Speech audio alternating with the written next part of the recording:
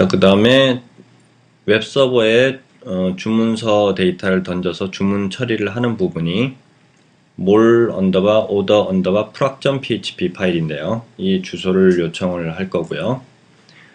그리고 데이터를 수집을 하죠. 포스트 방식으로 던질 데이터인데 모드 값은 order, 주문하겠다라고 이렇게 구분자를 던지고 토탈 프라이스는 HM 토탈에 있는 값을 던지기로 했고요. 그 다음에 받을 사람, 그리고 전화번호, 집코드, 우편번호죠. 그 다음에 주소, 그 다음에 배송 메모, 그 다음에 페이어니까 지불자, 입금자죠. 입금자 정보, 그 다음에 은행 정보. 은행 정보를 가져올 때는 이렇게 스피너를 선택을 한 다음에 스피너에서 get selected item을 하고 toString에서 몇 번째 거를 선택을 했다라고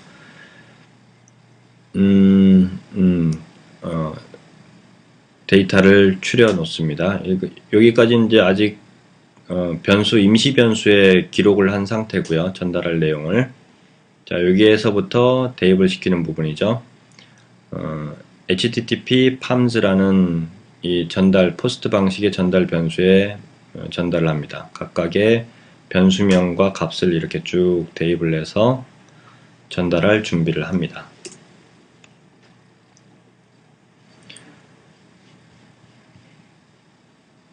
그 다음에 이제 장바구니에서 정보를 가져오기 위해서 필드를 미리 정의해 놓고 이 필드의 개수, 이 필드를 배열로 분리를 해 오죠. 그 다음에 카트에 장바구니 데이터베이스에 있는 장바구니의 개수만큼 반복을 해서 각각의 필드를 키밸류 방식으로 해서 포스트 데이터로 포스트 방식으로 전달할 매개 변수로 대입을 시킵니다. 그 부분이 이 부분이고요. 그 다음에 장바구니에 들은 상품의 총수를 카트 카운트라는 변수로 해서 한 번 더 변수를 준비를 하고요. 변수가 다 준비됐으니까 저장할 변수를 다 준비를 했죠. 그래서 웹통신 객체를 준비를 하고 send post 메소드를 이용해서 포스트 방식의 데이터 통신을 합니다. 그래서 웹서버한테 저장할 데이터를 전부 다 던진 거죠. 그래서 그 결과값을 temp 데이터라는 객체 문자열로 받아왔고요. 그리고 예외 처리도 했죠. 그리고 CMS UT를 다시 호출을 해서 결과값을 HM이라는 해시맵 객체에 기록을 했습니다. 그리고 이 HM을 기준으로 해서 이제 결과 처리를 해야 되죠. 이 결과 처리를 하는 메소드가 바로 addResult라는 메소드입니다. 자, 이제 addResult 메소드가 종착역인 것 같은데, 로id 값을 기준으로 해서 성공 실패를 감지를 하고, 그리고 웹서버로부터 그 결과에 대한 메시지도 받아왔습니다. 로id 값이 1일 때는 주문서 성공이라고 처리를 할 거고 마이너스 1일 때는 실패로 처리하기로 이렇게 규약을 정했습니다. 그래서 스위치 구문을 이용해서 로id 값이 1일 때는 성공을 했으니까 이미 주문서에 등록이 다 된 거고요. 장바구니는 이제 비워야 되죠. 그래서 장바구니에 있는 데이터를 비우기 위해서 cr.delete 구문을 구사를 했습니다. 전체 데이터를 다 지운다는 거죠. 장바구니 안에 있는. 그리고 토스트 구문을 이용해서 성공이라는 메시지를 출력을 한 다음에 화면 전환을 하죠. 어느 화면으로 전환하냐면 more order list. 이 more order list는 주문서 목록이죠. 지금까지 주문한 주문서의 목록 화면으로 이동하도록 처리를 했습니다. 그리고 실패했을 경우 디폴트죠. 실패했을 때는 실패에 대한 안내문만 출력하고 화면 전환하지 않고 현재 상태에 그대로 머무르게 했습니다. 자, 그 다음에는 주문서를 등록할 수 있는 XML을 준비를 하는데 more order proc.php가 주문서를 데이터베이스에 등록하는 웹 데이터베이스에 등록하는 그런 로직이 들어있는데 본 사례에서는 주문서를 실험하기 위한 제너레이터만 구성하기로 했죠. 그래서 살펴보시면 먼저 session.php에서 주문한 데이터를 데이터베이스에 넣지 않고 세션에만 기록하기로 했습니다. 실험만 하고 굳이 보관할 필요가 없으니까요. 그래서 그 세션 변수로 orderDB라고 정해서 사용할 텐데 이 파일을 session.php 파일을 열어서 구문을 더 추가를 합니다. 세션 변수로 사용할 변수를 등록을 하는 과정인데 등록하는 방법은 session_register라는 PHP 함수를 이용하고 있죠. 변수명은 orderDB라는 변수명으로 정의를 했고 이 변수를 $orderDB를 세션 변수로 사용할 수 있도록 하기 위해서 $_session으로 orderDB라는 그 세션 값을 대입을 시켜놨습니다. 그래서 이제 하위 로직에서는 $orderDB라고 하면 이제 세션 변수구나라고 이해를 하시면 되겠습니다. 주문서에 대한 세션 변수죠. 자, 이렇게 한 다음에 mol_order_proc.php를 파일을 이제 새로 생성해서 작성한 다음에 서버를 올릴 텐데 그 소스를 보시면 PHP 언어이기 때문에 XML에 대한 헤더와 인코딩을 선언을 했고요. 그리고 위에서 수정했던 session.php를 include 해서 이 파일에서 세션을 사용할 수 있도록 했습니다.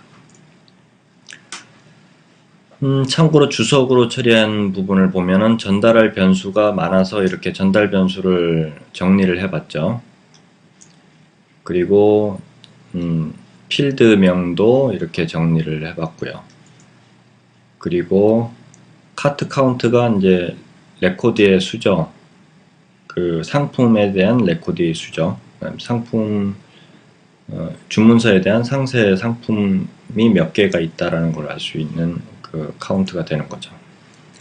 그리고 필드라는 거는 여기서 정의한 거는 이제 장바구니 일종의 장바구니에서 전달받아서 주문서 내역으로 사용할 이 변수를 이렇게 미리 정리를 해본 겁니다.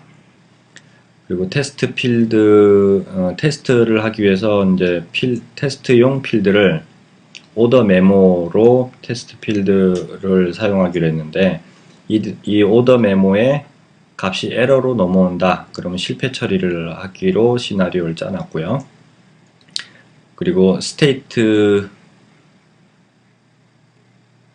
값 이렇게 스테이트 이퀄 결제 완료라고 이렇게 메모에서 입력돼서 넘어오면은 이거는 결제 완료됐다 라는 처리를 하기 위해서 시나리오를 짰고 그리고 스테이트 이퀄 거래 완료면은 거래 완료 처리를 하기 위한 시나리오로 구성을 했습니다.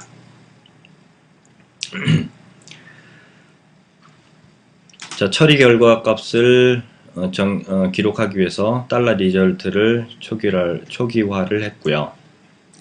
그리고 모드 값이 delall이라고 이렇게 모드 값이 넘어오면은 주문서 세션 데이터베이스죠. 이 주문서 세션 데이터베이스를 모두 초기화하는 어레이로 초기화하는 구문을 구사를 해놨고요. 그리고 모드 값이 오더일 경우에는 주문을 요청한 상태죠. 그런데 오더 메모의 값이 에러다 일 때는 에러 처리를 하기로 위해서 시나리오를 정했죠. 그래서 에러 처리를 했고 그렇지 않을 때는 성공 처리를 하겠다. 그리고 데이터에 대한 처리 부분이 이 부분으로 가려져 있는데 이 부분은 밑에서 설명이 나올 겁니다. 자, 그 부분이 $id에는 세션 DB에 있는 id 값을 가져왔고요. 그리고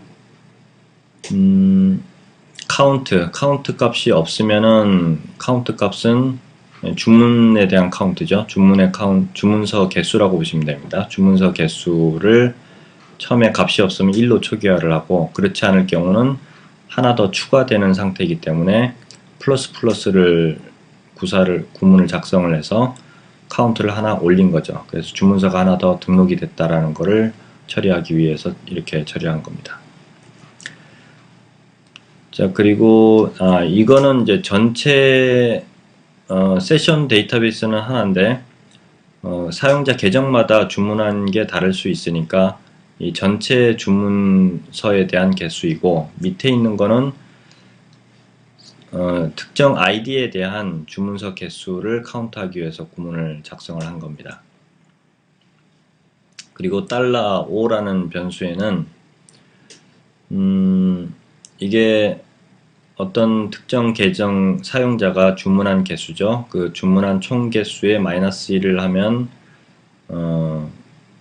일종의 배열 번호가 나오는데, 그 배열 번호로 활용을 하기 위해서 이 $5를 이렇게 정의를 했습니다. 그래서 세션 데이터베이스인 주문서 데이터베이스라고 지금부터는 얘기를 하죠. 주문서 데이터베이스에 자신의 계정인 첫 번째 주문서의 번호는 로아이디 번호는 세션 데이터베이스에 있는 총 개수를 고유 번호로 정의를 한다. 예를 들어서 총 주문 수가 뭐 6개다 그러면 이 로아이디 값은 6이 되는 거죠. 그래서 고유 번호를 이렇게 설정을 했고, 그 다음에 토탈 프라이스는 앱에서 전달받은 그 토탈 프라이스 값을 대입을 하고, 같은 방식으로 주문 오더 네임과 텔, 집코드, 애드레스, 메모, 그리고 페이어, 뱅크까지 대입을 시켰고, 그 다음에 레그 데이트라는 필드를 하나 더 둬서 현재 날짜, 주문 날짜를 기록을 하도록 처리를 했습니다. 그리고 주문한 사람의 아이디는 세션에 있는 아이디를 기록을 하기로 했고, 그리고 알리아스는 역시 회원 정보에 있는 알리아스 값을 출력을 하기로 했습니다. 그리고 스테이트 값은 기본 값은 입금 전이다 라고 처리를 했고요. 자, 그 가상 실험 시나리오에 따르면 메모 값에 스테이트 이퀄이라고 이렇게 값이 전달되면 시나리오를 실행하기 위해서 뭐 입금 완료라든지 결제 완료라든지 위에서 정의를 했죠. 또 하나가 거래 완료였죠. 이런 값들을 처리하기 위해서 이 값이 있을 경우에는 이 state라는 필드에 state equal이라는 값은 빼고 나머지 값을 대입을 시킨다. 그래서 상태 값을 직접 대입을 할 수 있도록 이렇게 테스트 시나리오를 위해서 구문을 추가한 부분이 바로 이 부분입니다. 실제 데이터베이스와 연동되고 실제 배포 앱에서는 이 구문이 이제 수정돼야겠죠. 이건 실험 시나리오를 위한 generate라는 거를 유념을 하시고요.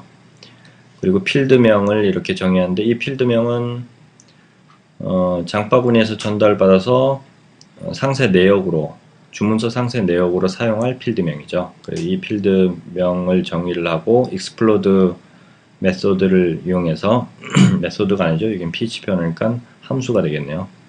explode 함수를 이용을 해서 배열로 분리를 시킨 다음에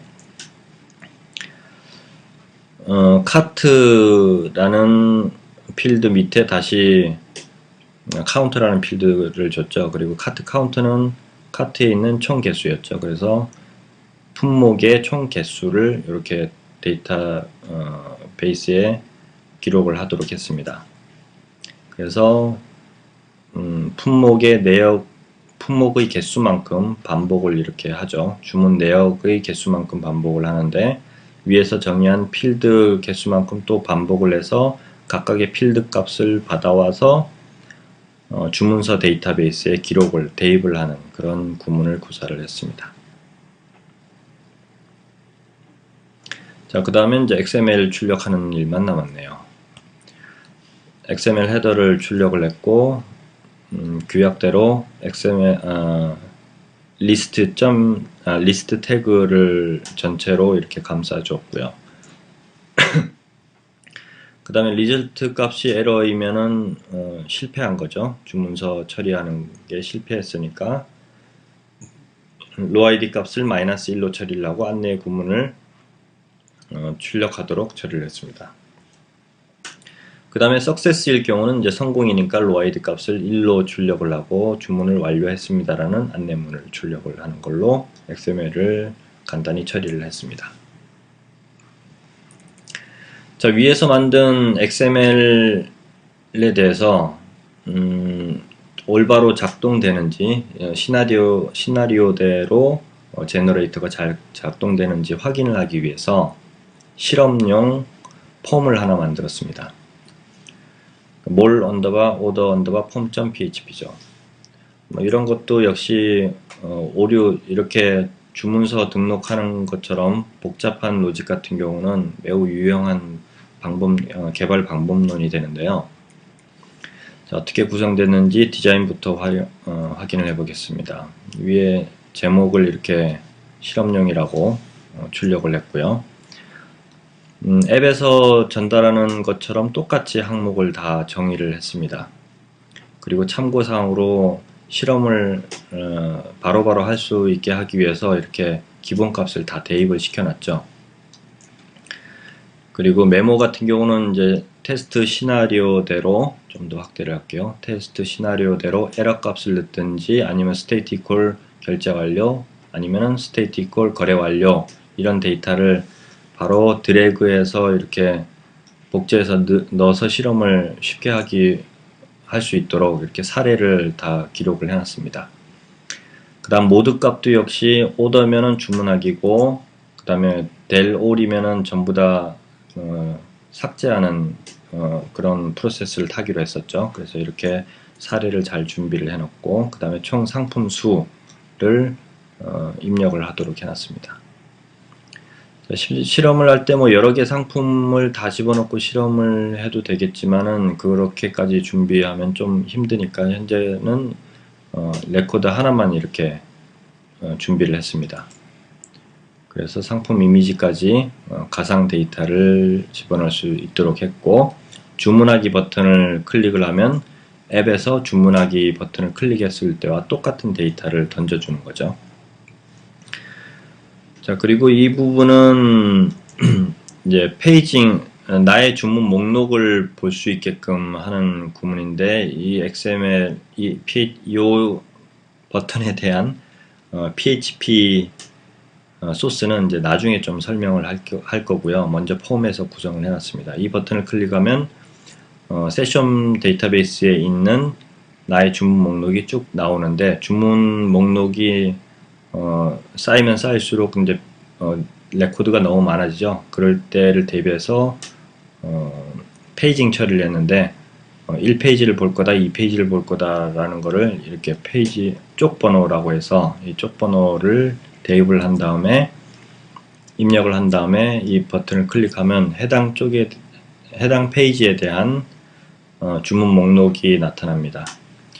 그리고 주문 번호를 입력을 하고 주문 내역 보기 버튼을 클릭을 하면 아래 다음 과정에서 나중에 이제 설명을 하겠지만 상세 보기 XML 화면이 이렇게 나타나겠죠. 그래서 상세 보기가 잘 되는지 주문 목록을 잘 볼 수 있는지 주문서를 잘 등록할 수 있는지에 대한 로직을 테스트할 수 있는 그런 폼을 작성을 한 것입니다. 자, 소스를 좀 간략하게 살펴보시면 여기서는 이제 자바스크립트에 대해서 설명을 하고 있죠.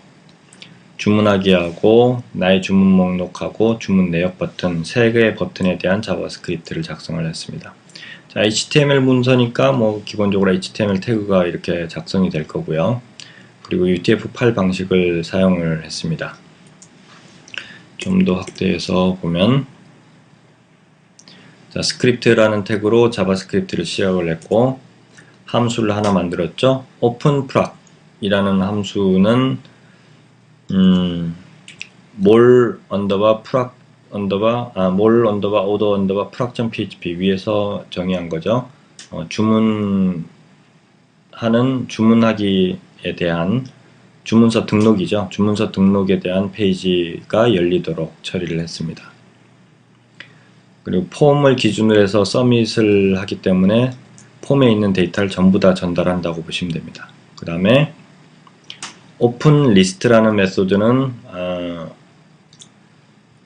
몰 언더바 오더 언더바 리스트.php 주문 목록을 가져오는 XML 주소를 요청을 했죠. 그래서 주문 목록에 대한 실험을 할 수 있도록 했고, 그 다음에 오픈 디테일이라는 메소드는 몰 언더바 오더 언더바 디테일.php 해서 주문 상세 정보를 볼 수 있는 XML을 테스트할 수 있도록 준비를 했습니다. 그리고 기타 등등에 대한 부분은 이제 제목 부분을 출력을 했고, 그리고 폼 태그를 이용해서 안에 이제 각각의 객체들을 준비를 했겠죠. 그리고 기본 액션은 뭐 이렇게 정의를 했는데 이 부분은 없어도 되죠. 위에서 자바스크립트에서 액션을 전부 다 정의를 하고 있으니까요.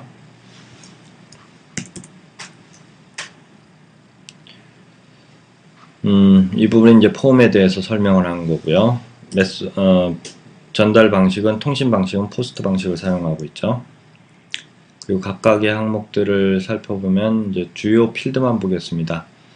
앱하고 똑같은 필드명으로 준비를 해야 되겠죠. 그래서 input 타입 객체에다가 order name에 기본값 넣어주고요. 그 다음에 order tel이라는 값에 전화번호 기본값을 넣어주고 order zip 코드에 역시 기본값 넣어줬습니다. 그리고 order address에도 기본값을 주소를 넣어줬고요. order memo에는 기본값 넣지 않고 사례를 이렇게 출력을 해줬죠. 이 사례를 폼에서 카피해서 집어넣어서 실험을 할 수 있게 준비를 했습니다. 그 다음에 결제 금액에 대한 부분인데 이 결제 금액은 total price라는 변수로 기본값 대입해서 등록할 수 있게 했고요. 그 다음에 오더 뱅크 그 입금 은행이죠. 입금할 은행을 선택해서 데이터 은행을 앱에서는 이제 선택하는 거, 여기는 이제 기본 실험 데이터를 넣어서 실험을 하도록 했습니다. 그리고 오더 페이어 입금자죠. 입금자에 대한 정보를 준비했고 모드 값은 기본 값을 오더로 해서 실험을 하도록 했습니다. 자, 이 모드 값은 아까 설명했다시피 오더 아니면은 del all이라는 값을 대입을 해서 실험을 할 수가 있죠. 그 다음에 상품의 개수를 이렇게 카트 카운트라는 변수로 정의를 했습니다. 자, 그 다음에 이 부분은 이거는 이제 주문할 상품 정보죠. 예, 주문할 상품 정보를 준비를 하는데 배열로 던져야 되기 때문에 상품은 여러 개가 있을 수 있죠. 그래서 이 변수명을 던질 때는 필드명은 num이었고요. 자바에서는 이 num이라는 필드를 넘기면은 이제 배열로 해서 몇 번째다라고 되는데, 여기서는 num 값에 대괄호 열고 0 대괄호 닫고 해서 첫 번째 레코드라고 이렇게 정의를 했습니다. 그래서 num 값을 준비를 하고, 그 다음에 roid 값 상품 고유번호죠. 그리고 상품명도 준비를 했고요. 그리고 분류명도 데이터를 준비를 했고, 가격도 이렇게 준비를 했습니다. price, 그 다음에 수량, 그리고 최대 주문 수량, 상품 이미지에 대한 정보, 주소죠. 주소도 이렇게 준비를 했습니다. 그 다음에 맨 마지막에 이제 주문하기 버튼이죠. 주문하기 버튼을 클릭을 하면 아까 위에서 정의를 했던 open proc이라는 메소드를 호출을 해서 주문 프로세스를 타도록 이렇게 소스를 구성을 했습니다. 밑에도 다시 나오는군요. 주문하기는 open proc 메소드로 호출하고, 나의 주문 목록은 오픈 리스트 메소드를 호출을 하고 주문 내역은 오픈 디테일을 호출하기로 소스를 준비를 했습니다. 그래서 웹서버에 등록을 했죠. 업로드를 했고, 자, 이제 XML 실험을 할 수 있는 실험 폼도 완성이 되었으니까 웹브라우저를 통해서 실험하는 과정을 캡처를 받아놨습니다. 실험한 사례죠. 먼저 로그인을 한 상태에서 실험을 해야 될 텐데 그래야지 주문이 되죠. 여기에서는 이제 주문서 폼을 열었습니다. 테스트하는 실험용 주문서 폼을 열었고요. 그래서 기본 값을 그대로 두고 주문하기 버튼을 클릭을 했죠. 주문하기 버튼을 클릭을 했네요. 다른 전제는 없죠. 예, 다른 전제는 현재 없네요. 그렇게 주문하기 버튼을 클릭을 해서 주문 완료했습니다 라고 이렇게 메시지 나오는 거를 확인을 했습니다. 자, 그 다음에 오류일 경우, 자, 이 실험은 로그인을 처리한 다음에 하시는 게 좋을 것 같습니다. 자, 메모에다가 여기 그림에서처럼 에러 값을 대입을 한 다음에 주문하기 버튼을 클릭을 해봤습니다. 자, 그랬더니 오류 처리 나타나는 게 로아이디 값이 -1로 오류 처리 나타나는 것을 확인할 수가 있죠. 자, 이번에는 메모에다가 state equal 결제 완료라고 이렇게 대입을 시켰습니다. 그렇게 했더니 그렇게 해서 주문하기 버튼을 클릭을 했죠.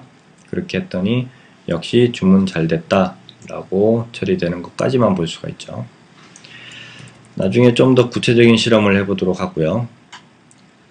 그 다음에는 로그인 후 이전 화면으로 이동하는 기능을 로그인 act.java에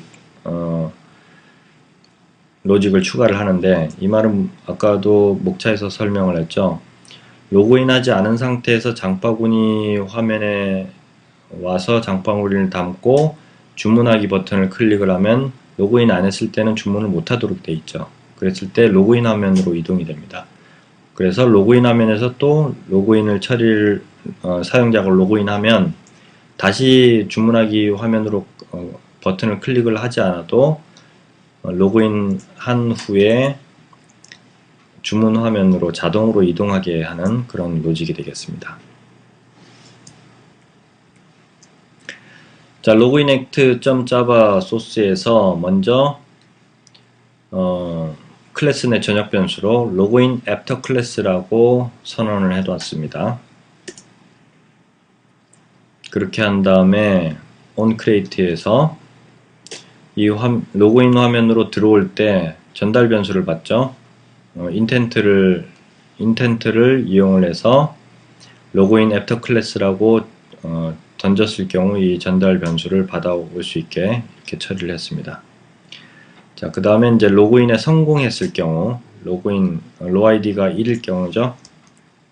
로그인에 성공했을 경우 만약에 로그인 애프터 클래스의 값이 null이다. 그러면 이동할 화면 정보가 없다는 거죠. 그럴 때는 그냥 유저 인포 회원 정보 화면으로 자동으로 이동하게 하고, 그렇지 않을 경우는 원래 가려고 했던 화면 로그인 애프터 클래스라는 액티비티를 호출해서 그 화면으로 이동하도록 이렇게 구문을 구성을 하면 로그인한 후에 자동으로 원하는 위치로 사용자가 원하는 위치로 이동하게끔 되는 거죠.